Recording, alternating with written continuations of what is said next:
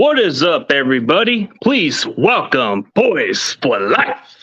What's up, man? What's up, man? What's up, man? I appreciate you for having me on. No I think problem. this comment was for me from J Dub, where he said, "If you don't roast him, I don't know you." And it ain't that kind of show today. It ain't that kind of Dang. show today. Yeah, we were once foes, but man, we work in good business together. That's all that matters. Yeah. So, talk about the Cowboys, man, in general, man. So, what stood out to you about the draft? Um, what stood out to me about this draft is the type of guys we drafted. It's not so much the finesse type of guys, the big name type of guys, but kind of the guys that have that come in with a little bit of attitude, with the chip on their shoulder, and those type of guys we normally don't draft, but we took a chance on a lot of these guys, and I like where this attitude and this culture change is heading right now with these guys that we drafted with the attitudes that these guys have, because a lot of these guys are coming in. I mean, of course they're rookies, but they don't care who they're going against in training camp or OTAs or anything. It don't matter if it's Micah Parsons, Tank. It don't matter. They're doing everything they can to get on this team, and so I'm excited for that. That's good, man. At first, when you guys drafted Tyler Smith, you weren't too sure about him, but then I heard a lot of reviews that he actually did good against Parson in practice. Is that true? Yeah, I wasn't keen on him. Also, I wasn't keen on him because of the fact that I didn't know who he was. I had no idea who he was. Didn't watch him at all. And then when we drafted him, I was like, who? Especially with the bigger names on the board, like Jermaine Johnson, who did come from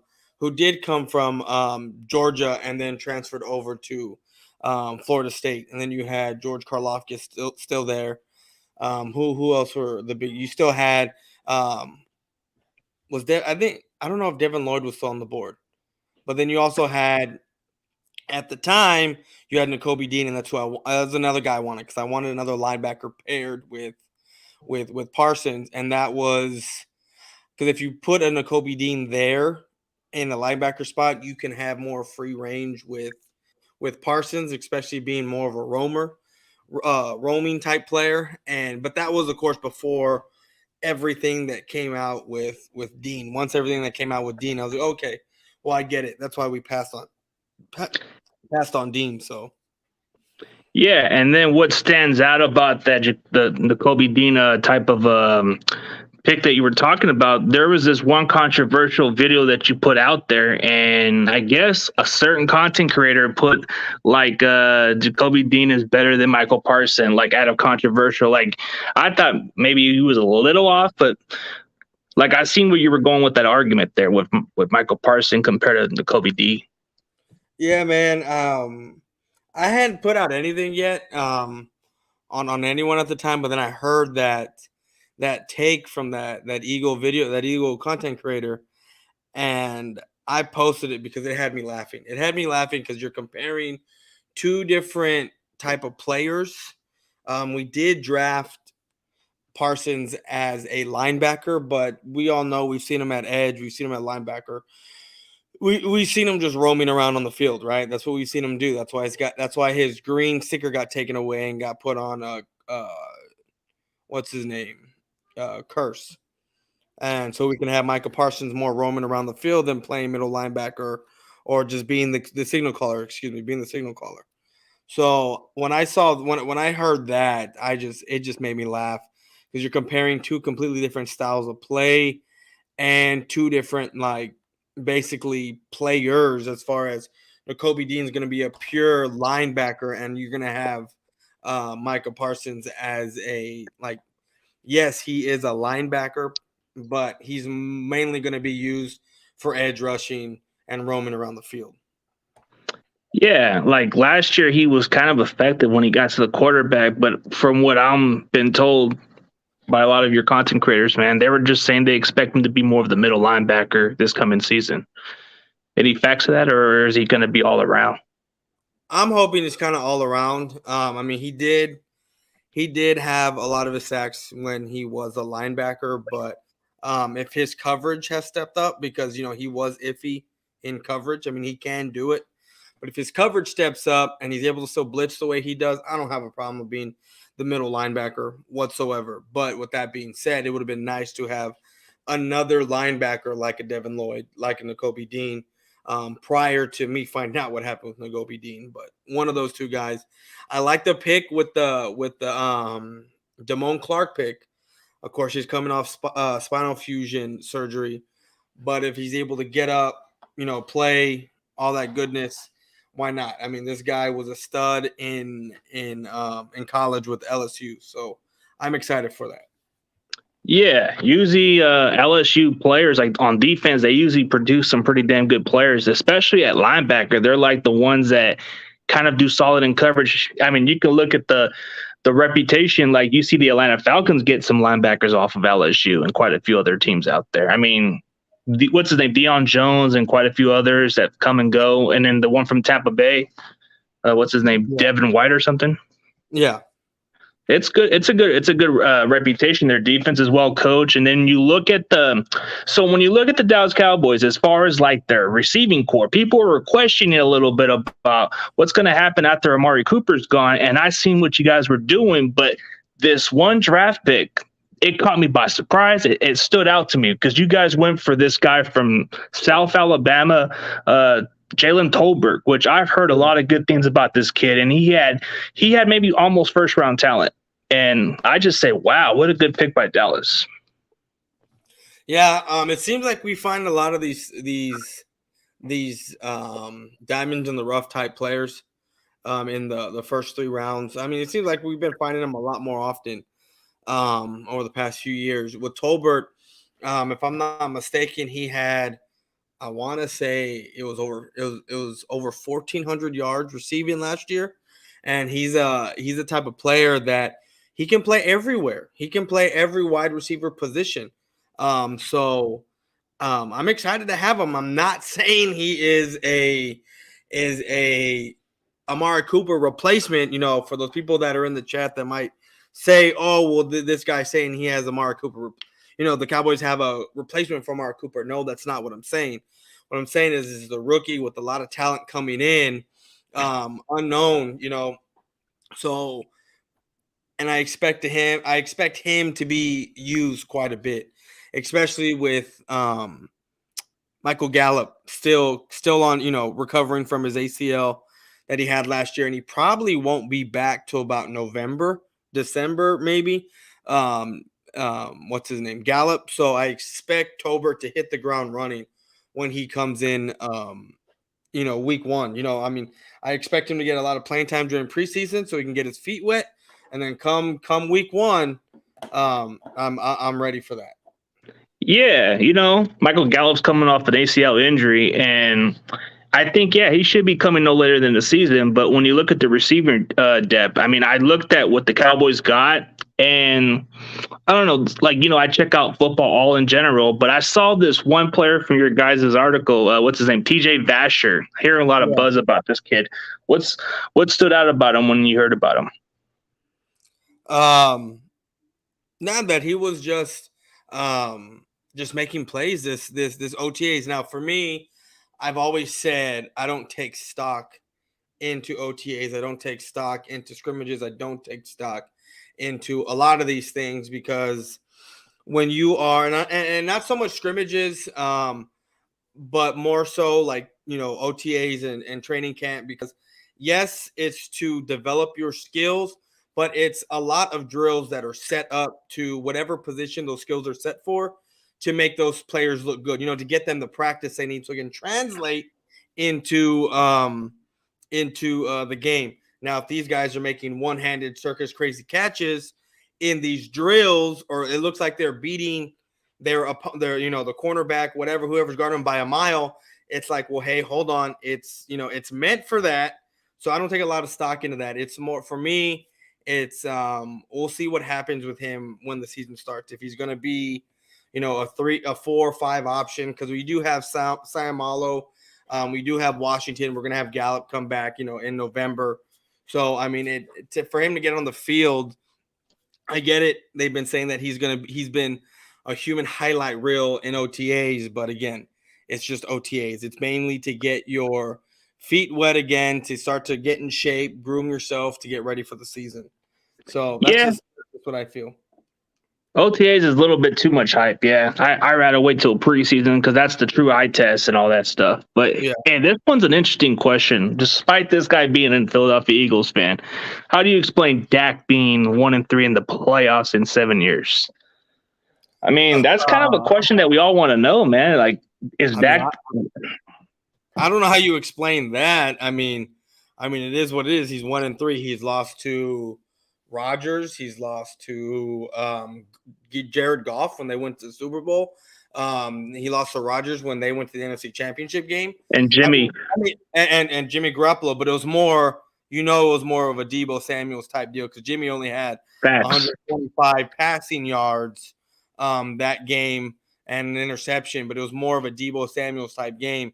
And y'all went to the NFC Championship game. So, I mean, it's not like we're losing to these teams that end up getting bounced out in the next round. These teams we lose to are playing to get to a Super Bowl. One of them got to a Super Bowl. You know what I mean? So it's not like we're losing to a team that got bounced out in the next round. No, we're losing to teams that actually make it almost all the way or do make it all the way. So, I mean, you want to say we're 1-3. Okay, I get it, but we're playing tough teams. And like I've said before, and I've been saying it, until Dak proves to me that he can get the job done against those teams in the playoffs, he's not the guy for me. He's not the guy for Dallas, I don't think. I've said it time and time again, and I'll keep saying it. So, yeah, I mean, Dak is who he is when it comes to putting out good numbers in the regular season. I mean, he's got the big contract. He's got a lot of weapons, no excuses. But this division, it's pretty wide open unless you guys are very competitive to repeat again. But it's kind of like a strange division. When you play in this NFC East, it kind of becomes like the team that wins like maybe 9 to 10 wins at the max, maybe. And then they either win a division, but the Cowboys for last year, they won what is it, about 12 or 11 games, right? We won 12 games last year. And then now everyone this year has a very, very easy schedule. Everyone has a very easy schedule. So I'm not saying we're going to repeat with 12 wins. I'm not saying any of that stuff. I'm not saying, I've heard Eagle fans talk about 15-1, or 15-2, 17-0, crazy 14 wins, overhyping their team way too much. And I'm here to, I'm giving us, I'm going to say it. I'm giving us at least 12 wins because we did it last year. We have an easier schedule this year. Why not? I'm not saying that's what's going to happen. This is just an early prediction for me because this is what we did last year, So it's a tough division within the division. But when we go outside the division, none of the teams in this division has very much success outside of the division. It's just tough because we always play each other very, very tough. And whoever has the most wins in the division and a few wins outside the division ends up winning the division. And getting there, getting to represent the NFC East in the playoffs. Last year we were able to do it. I'm hoping we repeat again. So we'll be able to get but in all honesty, I think we're going to the playoffs regardless. I think we're going to make a wild card if we don't win the division. So, yeah, even with the talent that you guys got and the coaching staff, it should be considered a playoff team right off the bat. See, that's a question that I can't even answer. I don't even know how it's going to end up being because that's a question mark. Nobody doesn't know what to expect from Trey Lance. Everybody's thinking Jimmy's still going to be the quarterback. There's been talks that he's going to get traded, or they're trying to figure out some way to get rid of him. But if this was a rematch outcome, I can't answer that question because that's a question mark because nobody doesn't know what Trey Lance can be right now. And then the Dallas Cowboys, they are a team that could get better or for the worse, depends on which type of team you're getting. But I think Dallas, on all perspective, they look exactly as good on offense, even with Dak at quarterback, because he's got weapons. Yeah. On the other hand, we're not even sure if Debo's going to even play, because there's been talks about John Lynch saying that he will play, and I'm pretty sure he will. I'm optimistic that he will play, but there's just been a lot of toxic stuff in whatever way. But guess we can say it is what it is with your division. And what's up, crazy? But do you expect Deebo Samuel to be a Niner for at least the remainder of the year? For this season, I believe so. And it wouldn't surprise me if they do get a contract done before training camp, because that's where they're leaning towards. They're trying to figure out ways to balance the cap space, because they already signed the draft picks. The only question is they're trying to find some trade suitors for Jimmy Garoppolo, and nobody wants them. So that's the problem. Why not? Is it the contract issue? Is it just – because, I mean, I'm pretty sure teams could take them and use him as a backup, if they got a bona fide starter, I mean, he wouldn't be a bad backup to have. Yeah, but $25 million, would you want that guy on your bench? That's what I'm saying. Is it a contract issue? That's what I'm asking. Yeah, contract issues pretty much, because it's a lot to do with that, and I just don't think no other team sees him as a starter right now. So that's probably the only issue with that. But yeah, it's pretty much like it's a question mark. And then you look at the Niners, they've kind of had some question marks with the interior offensive line. We go with wide receiver depth, which I think we improved that spot. Safety, that's the question mark, because Jaquiski Tart left, and there's a lot of good buzz with this kid, Tolino Hufunga. This kid from UFC last year is standing out. He's got the instincts, everything. So I feel like he's catching on to speed, but we'll see. You have to wait and see what happens. Like you said, all this offseason stuff is nothing but hype. So we got to wait and see what happens. But I feel like this is the issue, is the longer Jimmy is still here, the longer this media is going to keep on trying to hit the batter on Trey Lance, because they're not even sure about him. He's a mystery. And I can agree with one of the content creators, the Ram content creator said. He said that Trey Lance could be one of the greatest mysteries because nobody doesn't know what to expect. Yeah, no, that's for sure. And I mean, when does Garoppolo's contract run out? Is it this year? Is it last year, or does he have a couple more years? He's got one last year. So it's just this year and next year? No, this year. That's it. Okay. So after this year, y'all are probably not even going to re-sign him. Nope, we're looking to get rid of him at this point. I need to put this to rest, because I keep having video makers and people keep talking mess about Deebo Samuel and him being traded to the Dallas Cowboys, because it seems like there was rumors going around. Do you expect that at all happening? No, that's a long shot, man. Like, you guys have to give us some ransom or something in return, or else there's no point. And John Lynch kind of made it pretty clear that he would be a fool just to get rid of Deebo Samuel at this point. Yeah, but so with Deebo Samuel, with him coming back and him being, I mean, let's face it, him being, just because his whole deal is he just wants to be a straight wide receiver. He don't want to be running and playing the wide receiver, playing running back position and playing the wide receiver. He just wants to play wide receiver position. Do you think him as just a wide receiver is worth any kind of money that he's asking for, even close?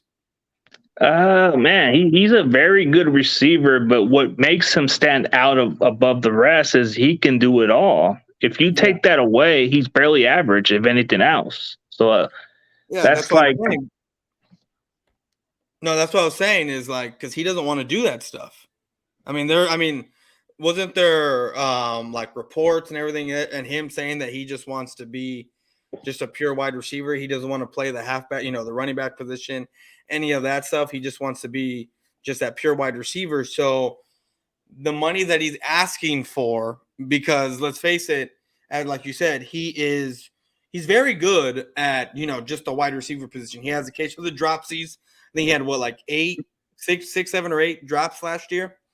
As a wide receiver, he's good, but when you add that other layer to him, when he's doing what he did against the Cowboys and other teams, where you have him, doing running out of the backfield or things of that nature, it elevates his gameplay and it elevates your team. So if he doesn't want to do that, what kind of contract do you think that he should expect? Man, like, as far as his contract, I do expect him to get at least, I'm guessing 25 million, maybe a little closer to Devontae Adams type contract. I think him saying that he doesn't want to play running back, that's leverage talk. He wants to say, hey, if you don't pay me this amount of money, I'm not going to play this role. I think he's just trying to get this front office to pay him a little bit more up front. And I think that's what the issue is. It's not that he doesn't want to be here. It's not that he doesn't want to play this other role. Shanahan already made it pretty clear that he does plan on using them in certain ways. But we did draft a running back. We added some running back depth. So that's going to be the least concern for Debo. We might use Debo in some plays here and there, but we're not going to use him like we did the previous year, because last year it had to do with the running back issues, the injuries. That's why we had to use him at running back at times, because a lot of the running backs, like Raheem Mostert was injured. Jeff Wilson was coming off of the injury, and he just wasn't quite effective. Trey Sermon was injured in and out. And then Elijah Mitchell kept missing games here and there. And it was kind of like, that's why Debo was used as a running back, just to make it a good, like, because we're a run first team, and and Debo was just effective. Like, when he catches the ball and he does do all kinds of like jet sweeps and all that stuff, that's how Shanahan likes to utilize his wide receivers. And I feel like Debo does make a difference when he gets the touches, but I think all that stuff is all talk about it, because he just wants more money. And if he just says, oh, I don't want to play running back, I think he's just trying to up the value. Maybe get it up to Devontae Adams type money. So you think that him saying, I don't want to play wide receiver is going to make the Niners, John Lynch, throw more money at him? Like, here you go. Here's your money. Now play wide receiver for us. And if he gets that money, play running back for us. If he gets that money, then he'll play ball, so to speak. Yeah. Money talks, bullshit walks. I think he just wants to up that value a little bit. Even if he gets up the same amount of money as Devontae Adams, I think he's still going to take that role. A lot of players say stuff and then they don't really mean it. That's just contract talks right there. And a lot of things that I hear, that I've read, these players that want to be, the next good player that wants to be the highest paid player. To be honest with you, there was something I was reading, and I don't think it's so much the overall value of what the actual contract is. I think these guys are more worried about, because there's, I don't want to say they're smartening up, but they're figuring it out that it's more about the guaranteed money. Like, they could care less if they're getting paid $239 mil, just saying 239 mil. Oh, but their guaranteed contract is only 56 million. You know what I mean? And the other, other portion of it isn't. So I think it's more, these guys coming in wanting that guaranteed money to be that high number, but rather than just the overall contract being higher than the other person's overall contract. Yeah, that's just how the value is. It's just ridiculous how they turn out that money. Oh, okay. I guess that was savage of him to put up that. I like the jokes right there. Oh, man. Is this even a question? Are we going by win stats, or are we going by legitimate stats? Because, as much as I hate to say it, Dak does put on the good numbers. Yeah. But Jimmy, for whatever reason, he wins games. Man, I don't know. It's like Dak is proven. But he just can't win the big one. They're both proven, but it's just, and I'm gonna sit here and say, I've always blamed Dak. When we get into these playoff games, and he kind of just doesn't show up. It kind of just the offense just looks very vanilla, and I know it's not on him, but he's the quarterback. And it's the quarterback that gets the brunt of the criticism when it comes to a lot of this stuff. So even though I know it's, when we get into these playoff situations and we're not winning, we look bad. It's not just Dak. It's the defense. It's Kellen Moore. But at that time, when your emotions are running high and you're getting pissed off, you want to blame one person, and the easiest person to blame is Dak. But outside the playoffs, I mean, he had 37 touchdowns last year, 10 interceptions, and I think it was almost 4,500 yards passing last year. And he was coming off an injury too, so that's kind of tough to overcome. And he got hurt again because he hurt his like calf muscle. So, but with Amari Cooper being gone this year, we will see how much of an effect Mari had on this offense. Even though we saw that his targets weren't there, his presence on the field alone warranted, double teams and things like that. Even though CeeDee Lamb did get doubled a lot as well, but now with Gallup hurt, Cooper not there, you have an unproven rookie in Tolbert. You have James Washington, who can take the top off of defense, but he's more of a guy who he'll show up for a game or two and then he'll disappear for 2 or 3 games. You won't see anything from him. So, and then now you have your true number one, right, in CeeDee Lamb, and this is going to be a prove it year. His contract is coming up. I'm not one for signing someone on a contract year but let's face it, he has production. The only thing I need from him is double-digit touchdowns. That's what I need from him. I can't have my number one wide receiver going 7 games without a touchdown. I can't have that. Like no one can have that. And for him to do that, and again, I don't think it was just him. I think it was who was getting the targets, what was the scheme like, who was getting the targets. And that's what I feel why CeeDee Lamb didn't get a lot of these touchdowns. And it all depends on what we were doing that game and who we played and what did it look like. Because, I mean, a few of those games, if I look up the stats, I'm pretty sure it was where Dak was struggling. And it was towards the end of the year when Dak was struggling a lot. When he came back off of his calf injury, he struggled quite a bit. This offense at the end of the season, mainly after that Bronco game, that Bronco game and after, we just looked like straight garbage. After that, when Dak got hurt, came back from injury, because we had because he got hurt against New England, and then Minnesota he was out, and that Denver game he looked bad. Atlanta, we killed Atlanta. Kansas City, CD got hurt, and that's when he had 2 touchdowns. CeeDee Lamb did against Atlanta, but after that, he doesn't have another touchdown. He only had 6 touchdowns last year, and I can't have my number one wide receiver going up against Washington twice, the Giants, Philly, the Saints, and not scoring any type of touchdowns. How would you feel if your number one guy in Debo went 8 games or 7 games without a touchdown? It would be frustrating because he would be the guy to get in the red zone. Same can be said about George Kittle. Like, he's a consistent tight end, but you don't see the touchdowns. I know a lot of the Niners fan base, I hate to say this, but man, we kind of missed the presence of what Vernon Davis was, man. That guy was a double-digit red zone threat as a tight end back in the day. And this guy had speed like it was nobody's business, but he was a double-digit touchdown red zone. But what I do like about George Kittle is the ability to block, and he's very consistent, but just never was able to stay healthy.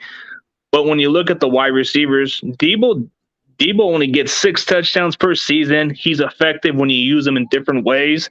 I guess you can say he is kind of like a CeeDee Lamb in some way because his touchdown production doesn't speak for itself. But it's like you said, I want to see consistency just the same way as I see with Ayuk. Ayuk has to step up also, and then Debo he gets a lot of the coverage sometimes, and that opens up for guys like Ayuk to step up, or Jennings. Jennings I really like. He's a big, tall receiver, big physical in the red zone. I think that the more we start using this guy from from Tennessee. And then we just got this speedy kid from Dallas, Danny Gray. This guy's got some breakaway speed. I like this kid. He's very consistent, but he has a little bit of drop passes coming out of Dallas. So he was a kid from SMU, has some unbelievable speed, like 4.33 speed, but 6 foot, 180 pounds. Kind of gives you that big playability. Like something we've been lacking last year. No disrespect to Debo. He was fast, but he wasn't like the fast like some of those other guys out there. Yeah. No, I'm looking at Debo. I mean, he did well. He went 1, 2, 3, 4. Well, hold on. 1, 2, 3, 4, 5 games in a row without a touchdown. That's frustrating. That's what I'm saying. He went 5 games without a touchdown, and he seriously is asking and trying to up his value. I mean, if you go 5 games without a touchdown, I mean, I can accept maybe 1 or 2 games, but I mean, look at the teams y'all played. He didn't score against Atlanta. He didn't score against Tennessee, Minnesota, Jacksonville. He didn't score against Cincinnati. He didn't score against. And I get it. Cincinnati had a good defense last year. I mean, they were one of the main reasons why they even went to the Super Bowl last year. But still, like looking at those stats, and same thing with CeeDee Lamb, because Debo had 1 more target than CeeDee Lamb did. CeeDee Lamb had 2 more catches than Debo. But Debo's, I think his average was like 18 yards a catch. And CeeDee Lamb's, I got to look that up. But, I mean, for me, it's CeeDee Lamb doing more with his leg work than anything else. And I think the same thing for Debo. Debo got a lot of, short underneath passes, right? And he's a big yak guy, isn't he? Yep. Yeah. Like those short passes, those are like the one plays that, like, if you saw those plays against the Bears, that one play where he went like 86 yards run, and that was like one of his best specialties. And then if you use that on certain package plays for like guys like CeeDee Lamb, I just don't know how CeeDee Lamb can't even, like, there's been some plays where he doesn't even break the tackles. I don't get it. Like, he's got to bulk up a little more.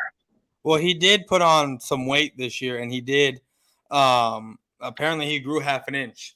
So, but he did put on weight, did bulk up. CeeDee Lamb, his because I was looking at Debo's stuff here against Detroit. Where was it? I think he put up not Detroit, Chicago. He put 171 yards against them last year on 9 targets, 6 receptions. He had I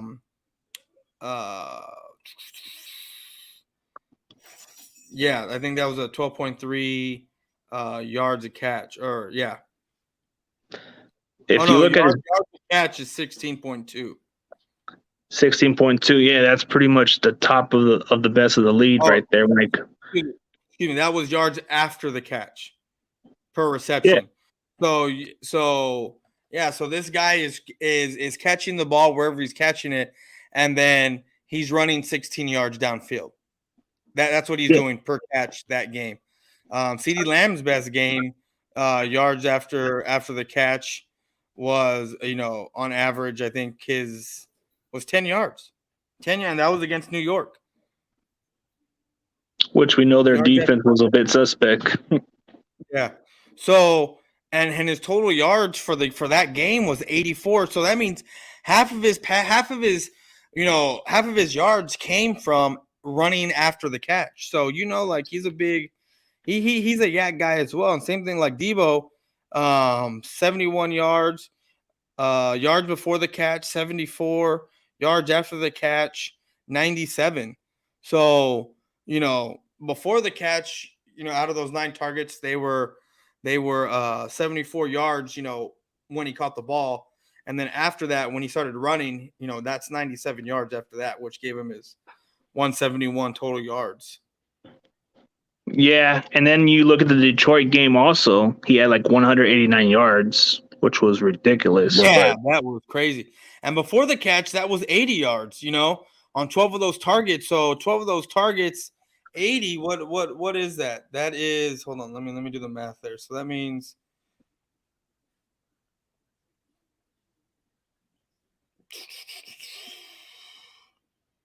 what, 6.6 something yards a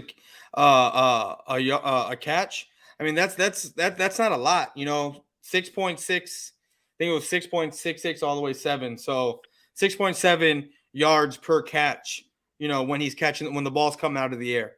So that's a lot of underneath routes. And then he's taking off and running the ball, and he was getting, because his yards after the catch was 109 yards. So, I mean, he's a big yak guy as well. He's very big, physical. Wasn't it him that carried like 3 guys into the end zone this past year? Yeah, I believe so. Yeah. Like I think it was against trying to remember, was it like during the playoffs, I believe? He had one of his breakout games. Then you had the one with Green Bay. He didn't do much. So that one's I'm trying to think of which one he did play his best game where he did carry some defenders with him. Wait, Yeah. Wasn't it Dallas? No, I don't think it was Dallas, because we didn't play on until the playoffs. The regular season. Okay, I think it was the Bears. Because there was defenders right on him, and then he broke a tackle right there against the Chicago Bears defense. Okay. And I think it was Cincinnati on one of the games, but I don't think he got a touchdown out of it. Oh, okay. The Rams. There you go. The Rams. Oh, the Rams. The Rams always tend to struggle with Debo, and it would take more than 3 people to tackle him. Yeah, Rams are always been his best game. Hey, give me 1 second. Let me flip on my lights. I forgot to do them before we started. Give me a second. All right, no worries.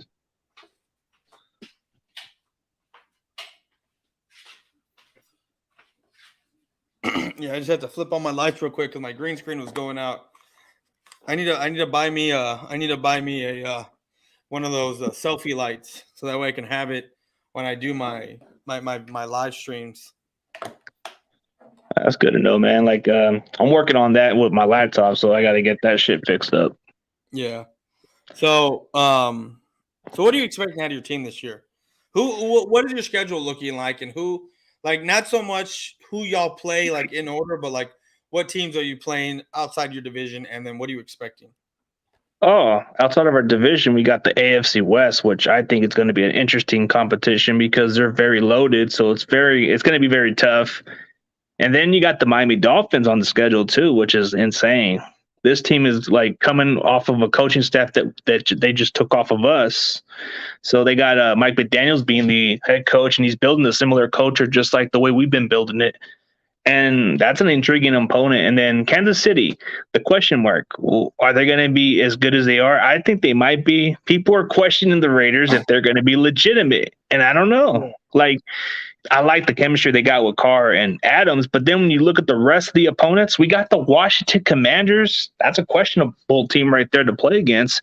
New Orleans, Atlanta, Carolina. I mean, Tampa Bay.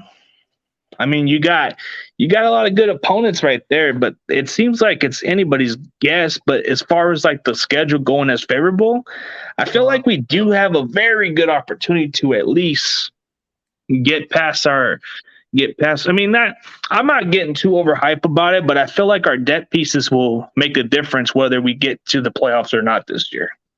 It determines on what Shanahan does. But when I look at the schedule, you look at teams like Washington, they're still a rebuilding team. You got New Orleans, questionable team. Tampa Bay, they're going to be a tough team. Carolina, they're rebuilding. You look at the Miami Dolphins, it's probably one of the most questionable team right now because of Tua at quarterback.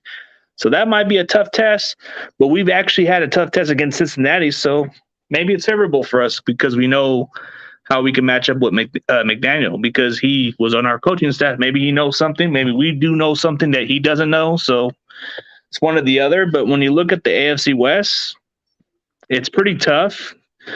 Seattle should be favorable, but I wouldn't be overlooking them. The Rams, we have our moments with the Rams. We owned them for quite a while, but they got over the hump. And then you look at the Arizona Cardinals, they've been pretty good. They just had their ups and downs, but it's a questionable team. But then you look at the rest of the NFC, and you got the Chicago Bears, who we play in the regular season opener. That's going to be an interesting matchup with Justin Fields at quarterback. So when you look at the schedule, when you look at the overall schedule, I think we can win 12 games. I think we could. Because I think it's based by the way we're coaching and our scheme and the matchup against their defense and how our offense will fare. That will determine whether we're going to be legit or not. So maybe that's overhyping, but I think maybe 12 wins will be the high ceiling for us. 12 wins? Yeah, I predicted it during the season. I mean, during the little stream. But how do you feel about the Cowboys schedule when you look into it? Well, I don't know how we ended up getting Tampa again. I mean, I'm not gonna sit here and say I'm worried about Tampa. I'm scared of Tampa. I mean, I think this is the year that maybe we decide to finally beat Tom Brady, because Tom Brady has lost to the Eagles. He's lost to the Giants. I don't think he's lost to Washington, but he's never lost to Dallas. I know that for a fact. So maybe this is the year that we do get over that. Who knows? Then we have Cincinnati. I mean, if we're able to get ahead, I mean, to me, it's all going to depend on how this defense is with Jamar Chase and Mixon. If we're able to stop the run, and if Diggs is able to shut down Jamar Chase, I think we'll end up winning that game. Then we have Washington and the Giants. Until we haven't swept the division, I'm saying we're sweeping the division. I mean, we swept them last year. The Giants and the Commanders, they got better, but how much better did they get? I mean, they had a good draft, but the past few years, they've both been trash. They've both been bad teams. So even though you make yourself better, does that mean you have actually made yourself better to even beat the Cowboys or even beat the Eagles? I mean, even though the Giants beat the Eagles last year, I mean, who knows? So I'm looking fairly confident against those two teams. And then I forget. And then we have the Rams. Like we're playing three teams that have been in the Super Bowl the last 2 years, with the Rams, the Bengals, and Tampa, right? So then we have the Rams. That's going to be a very, very tough game. I think we're playing them in Los Angeles, if I'm not mistaken. It probably is Dallas. But then I think it's Dallas, then we got the Eagles. And after that, I mean, we run off like easy team. I think we got Detroit. We're going to have the Vikings again. We'll have the Packers at some point. And, that's a big question mark. The Packers, without Devontae Adams, what is Rodgers going to do? What is he going to do? So that's a big question mark right there. We have the Texans, the Jags, the Eagles, again, the Washington, the Giants. Like I said earlier, it's not a very hard schedule. We have the Bears, but there's always those teams that you show up to play that you think you're going to win, but somehow they sneak out the victory because you weren't ready, you weren't prepared enough to play, right? You thought you were going to roll in. This was going to be. We see it time and time again with the Cowboys. Hell, you see it time and time again with every team. I mean, that's why it's called Any Given Sunday, right? So, for us, I'm just anywhere predicting between 11 to 13 wins. That's where I'm getting. Where my happy medium is 12. That's where I'm at. Only because we did it last year with a little bit of a tougher schedule. This year we have a lot easier schedule. Just by looking at the teams we played. I mean, like the teams that we're playing. But even so, when you look at those teams, Detroit, as bad as they were last year, or their record says they were last year, they were a tough team to play some of those games. They were in a lot of those games. So it all just depends for me. But I'm looking at us at least 12 wins for us. Seems reasonable because of the way your schedule looks like. And then I look at the way our schedule is, it depends on how we play with Trey Lance, because the ceiling could be 12 wins, but the downside could be worse depending on how our offense progresses. So that's where I look at the schedule and I say, you know what, when you look at the teams like Kansas City, that's going to be a shootout, even without Tyreek Hill. The Raiders, they're like one of the most suspect teams, but they gotten better with adding Devontae Adams. So you would figure maybe this would be a tough game, which we'll have to find out about that game. Washington Commanders, it's kind of like, okay, you got Carson Wentz. What's that going to do for you guys? Can't stay healthy. He's on his third team, so that's going to be a question mark. The Miami Dolphins, they got a new coach. They got a question mark with Tua because they're not really sure if he's the guy. Because Mike McDaniels can go a different direction if he wants to next year. He doesn't have to be committed to Tua because he just got here. And then you look at the teams like let's see, the team we're gonna play, Chicago Bears. Are they really confident about Justin Fields? Are they really confident about Justin Fields at quarterback? They're still a young team. And then you look at there's a lot of question marks with a lot of these other teams. I'm wondering if the Broncos are really legit, because just because you got Russell Wilson, does that make you guys legitimate Super Bowl contenders? I don't know. I think it'll take some time for this team to gel. Denver it will probably take them some time to gel as a team, because early in the season, when they had these new players, it takes time to gel with the offense they're playing. So it depends. And then you look at the Chargers. It's kind of like we don't always play good against them for whatever reason. But maybe we might have a chance. Maybe because of the way Herbert can play at times. He can play great, and then he can play a little off. Yeah. So, yeah. No, it's going to be a very interesting year for both of us. I mean, we both got our own little, hiccups. I mean, you with Deebo Samuel, your whole Trey Lance thing. So let me ask you, are you expecting Jimmy G to be starting week 1? I mean, or are y'all prepared to sit down, have someone making $25 million sit down, sit on the bench while Trey Lance starts? Man, that's a really tough one, man. But it depends if he's still here or not. So I believe they're already moving forward from Jimmy. So they're already looking to trade him. So I would think that they're going to stick with Trey going forward. But if Jimmy is here for whatever reason, I know this might sound crazy, but you're getting an expensive insurance policy right there. So yeah, why would I want to waste money on the bench on a guy? He can win games, but I would pretty much move forward.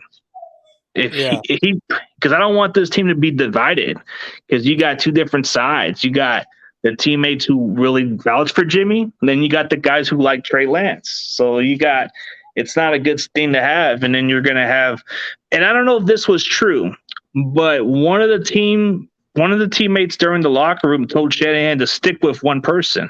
And I don't know if that's what happened. But one of the situations of why Shanahan stuck with Jimmy, because one of the guys on the locker room told Shanahan, "Hey, stick with one person. Let's go with it." Yeah. And some of them were thinking maybe we should switch quarterbacks, but it is what it is. Yeah. No, I got you. Yeah, man. I mean, what else you got? What else are you looking at for the season with your team? I mean, like you said, it's going to be very tough to sit down Jimmy G, or at least, in my opinion, I think it's going to be really tough to get rid of him because he's making that much money. I mean, like I said, it's going to be tough. I don't see anyone trading for him to take over that contract, because, I mean, I think the only way y'all are able to get him off your hands is if y'all trade him, but y'all agree to pay majority of that contract this year. But with that being said, I mean, what kind of value are you going to be looking for that guy? Because there's no way you're getting a 2 or a 3, not even a 1. That's out of the question. I mean, what kind of value would you be looking for a Jimmy G, especially with teams basically having all their starting quarterbacks and him just going to be riding the bench most of the season if he does get traded somewhere? Well, we'd be lucky to get a 4th or 5th round at this point and just take a little bit off the contract and then get it off the books at least. Yeah. No, like for Dak, for us, next year is the year to do anything. If he doesn't do anything this year, next year's the year to do it, to where either we cut him, trade him, something. If we trade him or cut him after June 1st, which I know you can cut guys and whatnot, but have it post-dated June 1st, designated for a post-June 1st, because we would be saving 30-something million on the books, saving money, but we would be having 18 million in dead money, which I'd rather have the 18 million in dead money while we save 34 million. You know what I mean? And I'm not saying, people would ask then, would ask the question, it would pose the question, who is then the guy you would put in? I don't know. That's not my decision to make. I just know what Dak Prescott is. If he doesn't, or what should happen if he doesn't get us anywhere again, with us getting to the playoffs or anything. But that's why there's scouts out there who can scout. And if Dallas is serious, I mean, the last time, and I've been saying this for quite a while, the Dallas Cowboys haven't done anything, and I mean anything. And I'm not just talking about divisions, but I'm talking about winning in the playoffs, winning in the NFC Championship game, winning in the Super. Haven't done anything since they drafted a quarterback in the first round. And when was the last time they drafted a quarterback in the first round? 89? Yeah, 89 with Troy Aikman. That was the last time the Cowboys did anything. And that was in the 90s. For whatever reason, just like the safety position, the Dallas Cowboys don't take stock. And I don't care what anyone says, just because based off who we've drafted and when we've drafted them, they don't take stock in quarterbacks. We don't. I mean, look at the circus we had when we brought in an aging Drew Bledsoe. When we had Ryan Leaf, for crying out loud. We drafted Quincy Carter in the second round. We Chad Hutchins. I mean, this laundry list of bargain deal quarterbacks that we've had. I mean, let's face it, the Cowboys do not put stock into the quarterback position. I mean, I get it. You had Tony Romo and you found something with him, I guess you can say, even though he didn't get us really anywhere.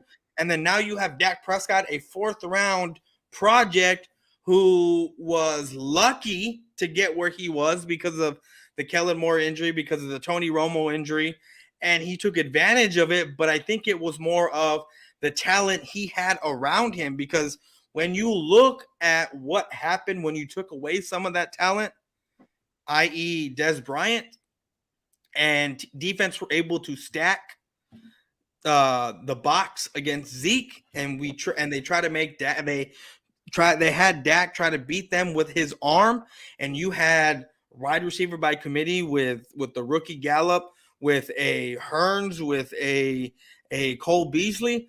I mean, we were 3-5, man. We were scraping the bottom of the. I mean, we were probably going to be in a top 5, top 8 draft pick that year if we didn't trade away our number 1 pick for Amari Cooper. In what, 2019? And what quarterback came out in 2019? 2019, you had 2019, I believe. 2019, that was a solid draft class, but I got to. Oh, wasn't it Baker? No, not Baker Mayfield. It was Kyler Murray, Daniel Jones, Drew Lock. Yeah, no, I mean, Kyler Murray would have been the only one, because there's no way I'm looking at Daniel Jones, Dwayne Haskins, Drew Lock, Will Gear. I mean, yeah, no, Klay Thompson. Yeah, Klay Thompson, but that class was okay. Wasn't that spectacular, but you had Kyler Murray, who was like easily the athletic, gifted quarterback, and then you had like what you were talking about. Drew Lock is what he is. That's why he's in Seattle, because they're rebuilding. Yeah, I mean, the wide receivers that year in 2019 drafted AJ Brown. I mean, you could, you wouldn't take a Darius Slayton, Marquise Brown. I mean, that's about it. The top, the first two.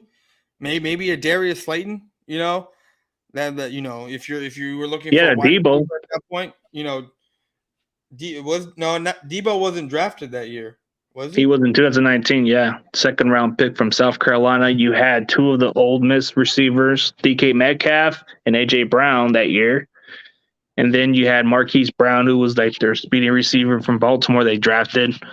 Let's see, I'm trying to remember another receiver that. Because I remember that those were the two draft class where they had, they had these specimen receivers from Ole Miss, and that's where you saw A.J. Brown and DK Metcalf being these specimen receivers, and then you had Debo coming off South Carolina, and Terry McLaurin, there you go, the guy from Ohio State. And then they drafted, then there was this other Ohio State receiver who wasn't all that, but he went to the Colts, Paris Campbell, it's another guy. And then N'Keal Harry, a guy that the wrong Arizona State wide receiver, but we got the right. We found that one the following year, but yeah, those were like the draft. That draft class was pretty solid. Yeah, it was. So I mean, you had Hunter Renfro. I mean, yep, 5th-round pick. Yeah. So I mean, you had your pick if you didn't trade away, and for me, trading away Amari Cooper like we did, I mean, was that the plan all along to trade away and then redo his contract that 1 year that we needed to redo it, and then find a way out after that? Because I mean, that's basically what we did. We traded away a 2019 pick, who we would have on a rookie deal still. And not having to spend all that money on an Amari Cooper, and then now trade him for nothing. Because that's basically what we did. Traded him for nothing. You traded away that 1st-round pick, who would have had us in a top, at least a top 8. Who were the edge rushers in 2019? I mean, there's a lot. I mean, and I get it. You draft a certain player, you might not end up with the players you have now. We might not have had a Parsons. So I'm trying to think of which one it was, because I know there was like some good ones coming out of that draft class. So it wasn't it was Bosa who went there, but he was drafted early at that spot, so we got him. Let's see, I'm trying to remember another one that you were referring to. There was, because I know that was the other one, and then there was the other guy that was drafted by the. Yeah, it was Bosa who was on that draft class. He was easily, and then you had Josh Allen from Kentucky who went to the Jaguars, and then you had that one guy from you had Montez Sweat. Oh yeah, the Washington, they got him. Yeah, and I think the Ravens drafted another guy. I forget what he was. Yeah, that Josh Allen from Kentucky. That dude was like a good pick for the Jags, and then I believe Rashawn Gray went to. Didn't he go to Seattle? Right? No, Green Bay. Oh, Green Bay. Oh yeah, Rashawn Gary. There you go. That dude from Michigan. Yeah, that dude was specimen. He ran a good 40 time. He was kind of spectacular. And yeah, so I mean, there's a lot of ways that this could have gone about, with Dak Prescott. I mean, with CeeDee Lamb, and the way we got rid of him, and what we did to acquire him, what we got rid of. I mean, there was a lot of talent on the board that we could have got that year, So pretty much, yeah. It was like a pretty solid class.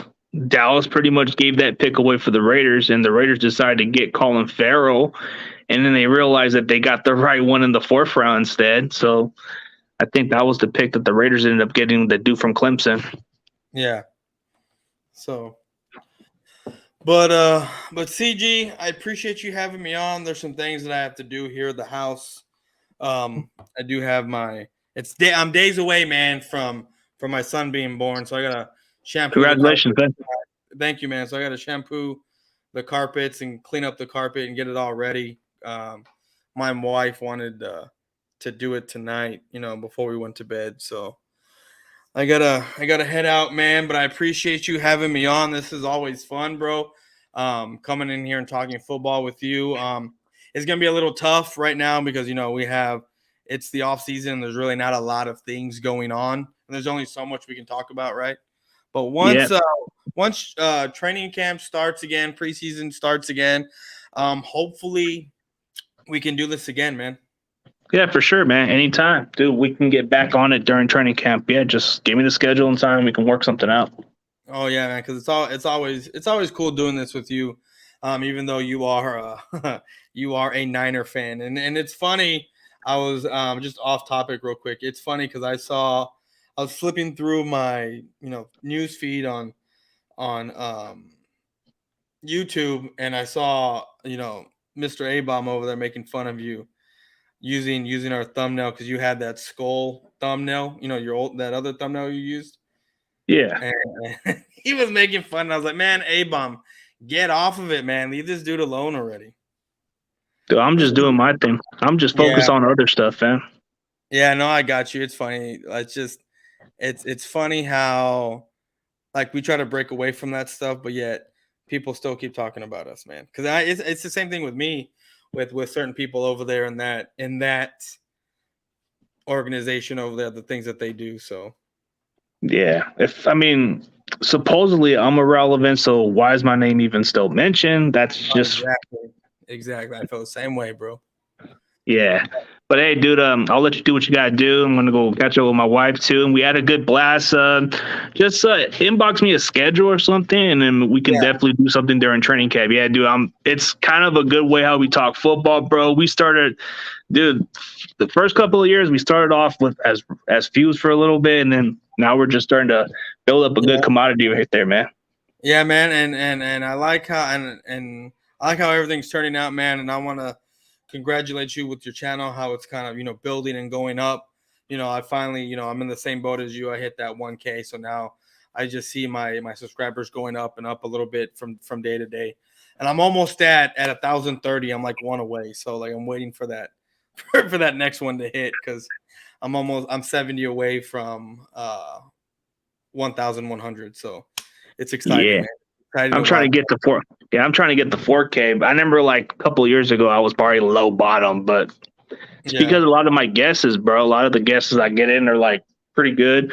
Maybe at some point, maybe I'll give you some college players at some point. I'll get them in contact next offseason. Maybe you can get them on your show. Yeah, that's what I'm gonna start doing. Watching more college football, and then once I know who's going in the draft, try to hit these guys up. Hit up their Twitters and see if they want to come on and talk some football and stuff. Yeah, I've told you about one of your guys from your local college area. I told him to hit them up, man. I did, but he just never got back to me, so I kind of left it alone. But then I saw one of them on yours, and I was like, oh, this guy's been on like 4 other different YouTube channels. I was like, nah, I'm gonna leave this guy alone. But then come to find out he only had an Instagram, which I don't have. So yeah, you're talking about the one that was on different channels, and then the one I got on, another one, he got drafted by the Niners, so that's pretty cool. Yeah, no, that is cool, man. Well, all right, man, I'm gonna head on out of here. You have a good rest of your night, bro, and I'll hit you up later. All right, for sure, bro. Have a good one.